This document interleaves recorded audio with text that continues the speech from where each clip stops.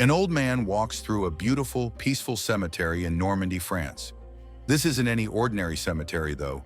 This one is filled with white marble crosses and stars of David, stretching as far as the eye can see.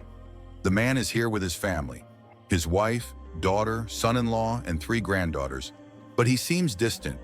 He walks carefully, his eyes scanning the crosses, searching for something or maybe someone. Finally, he stops at one particular cross.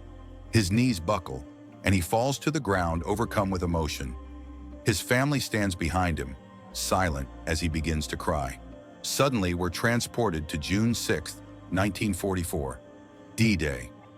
The scene shifts to a group of young soldiers, cramped together in small landing boats, bobbing up and down on the rough waters of the English Channel.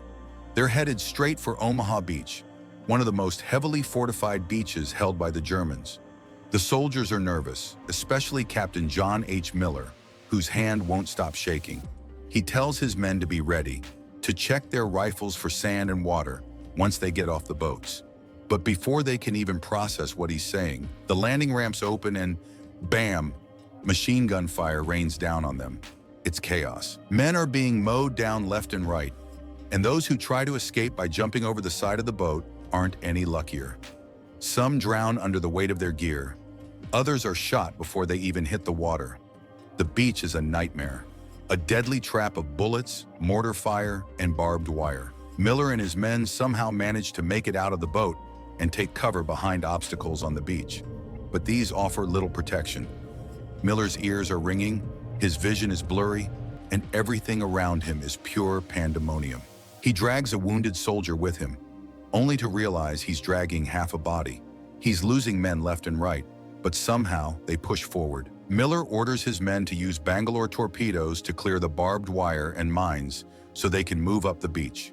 They manage to take out a German bunker with the help of a flamethrower, setting it ablaze. Soldiers inside try to escape the flames, but Miller's men show no mercy. This is war, and it's brutal. As they push up the beach, the squad encounters more German soldiers. Some surrender, but it doesn't end well for them, as a few of Miller's men execute them on the spot. As the beach battle comes to an end, Miller glances at a dead soldier's backpack. The name S. Ryan is stitched on it. Meanwhile, back in Washington, D.C., a secretary at the War Department is typing death notifications to send to families of fallen soldiers. Suddenly, she realizes she's typing 3 letters for one family, the Ryans from Iowa. 3 brothers dead, just like that. The news reaches General George Marshall, who's moved by a letter Abraham Lincoln once wrote to a grieving mother who lost 5 sons in the Civil War. Marshall orders his men to find the 4th Ryan brother, James Francis, who's somewhere in Normandy with the 101st Airborne Division, and bring him home. It's an impossible mission, but it's an order. 3 days after D-Day, Miller meets with his commanding officer, who gives him this grim assignment: take a squad into the heart of Normandy, find Private James Francis Ryan, and get him out of there alive. Miller, exhausted and having already lost too many men, doesn't hesitate. He rounds up his squad, and they set out into the French countryside. Joining them is Corporal Upham, a translator who's never seen combat and looks like he'd rather be writing poetry than holding a rifle. He's nervous, and it shows. The rest of the squad gives him a hard time. This is war, after all. The squad soon reaches a small French village, but things go south fast. In the middle of a firefight, one of Miller's men, Private Caparzo, decides to play hero by trying to save a little girl. Bad move. He's shot by a sniper and left to bleed out in the open. Jackson, the squad's own sniper, spots the enemy in a bell tower and takes him out with a shot right through the scope. It's impressive, but Caparzo's already gone. Miller collects the blood-stained letter Caparzo was writing to his father and reminds his men to stick to orders and not try to save the world on their own. In another part of the village, the squad bumps into a unit that claims they have a Private Ryan. But after some awkward confusion, it turns out this Ryan isn't the one they're looking for. This guy's brothers are still in elementary school. The real Ryan is somewhere else, and the search continues. The squad grows more frustrated, especially Rybin, who's starting to question why they're risking their lives for one guy. But Miller keeps them moving. The squad catches a break when they find a soldier who actually knows Ryan. He tells them Ryan's been guarding a bridge in the village of Ramel. Great, they have a lead.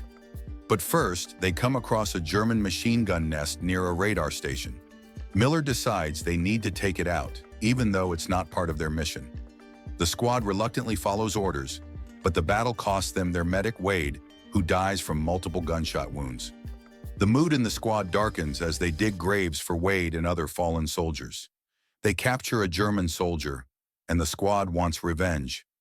Tensions boil over, and Reiben threatens to desert, but Miller steps in and drops a bombshell. Before the war, he was just a schoolteacher. Finally, the squad reaches Rommel, where they find the real Private James Ryan.